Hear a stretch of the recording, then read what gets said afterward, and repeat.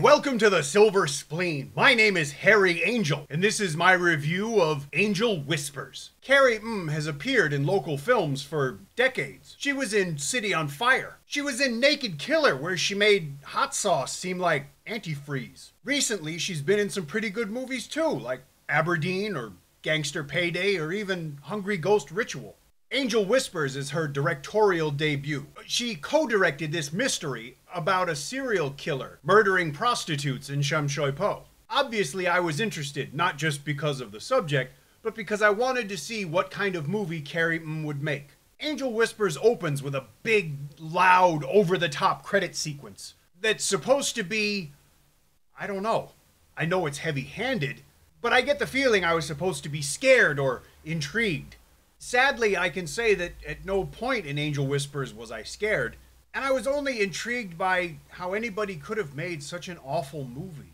I feel really bad saying that because I wanted to like this movie. Angel Whispers just tries too hard from the opening frame, but it doesn't try very well, and it only gets worse. Badly acted, worsely written, overstated, painfully obvious, and very much by the numbers. Like this cat noise. Really? I mean, come on! The story is plodding, dull, and more predictable than Elton John never marrying a woman. Angel Whispers has no rhythm. The editing is awful, but that may also be the fault of the script. Angel Whispers apparently had at least 4 writers, including co-directors Carrie and Shirley Young. But it would seem that none of these 4 people were ever in the same room at the same time, or ever spoke to each other. I did have questions about Angel Whispers. Why would anybody think that it's weird or scary for the security guy to point the CCTV cameras in a 141 brothel at the women's doors? They're always pointed at the doors, from what I've read. When somebody says, "I'll be right back," and they go into another room, why on earth would you turn your back to them as you're looking into something that makes you think they're the killer? A, you're an idiot, or B, it's in the script. Who on 21st century Earth would use a shot of 2 kissing parakeets anywhere near a sex scene? Okay, Angel Whispers answers that question. Why do killers always have palatial spaces in which they can do their bad stuff? The light bills must be astronomical. Why is a building completely empty of people until that one old lady conveniently appears as if on cue? Why is one of the women named Cece, but for the whole movie, her name is written Cecil in the subtitles? It would have made sense for that character to turn out to be a disciple of the Greek deity Hermaphrodite. Now, that might constitute a spoiler if that particular reveal, like the other major surprise, wasn't telegraphed more heavily than the announcement of the end of World War I.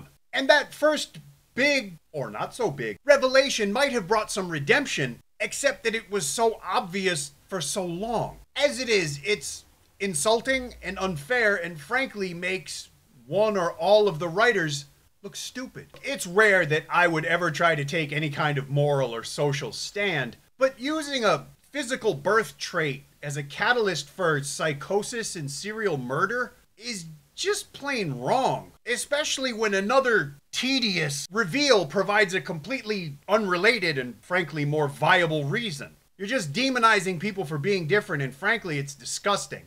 Speaking of reasons, the flashbacks, yes, plural, at the end of Angel Whispers are excruciating, not just for the awful acting in them, but the maudlin, cheap attempts at emotional exploitation. I've had less pressure to feel guilty going to confession on Good Friday. And speaking of exploitation, a needless scene of mutilation that could be, at best, pawned off as an homage to Dr. Lamb is just cheap, cruel, and unnecessary. Okay, so there was one thing I liked, but that really doesn't make up for the hacky Nietzsche quote at the end of the movie. Stop asking Chip Tsao to punch up your script. It's not helping. It's a meretricious grab at credibility that goes over about as well as bringing a hooker to an academic dinner, from what I've read.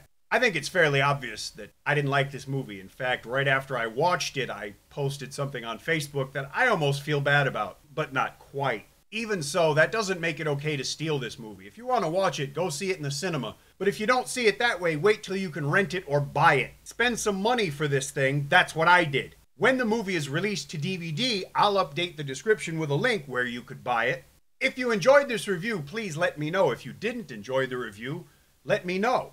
If you enjoy the reviews in general, please subscribe to the channel. Thank you very much for watching.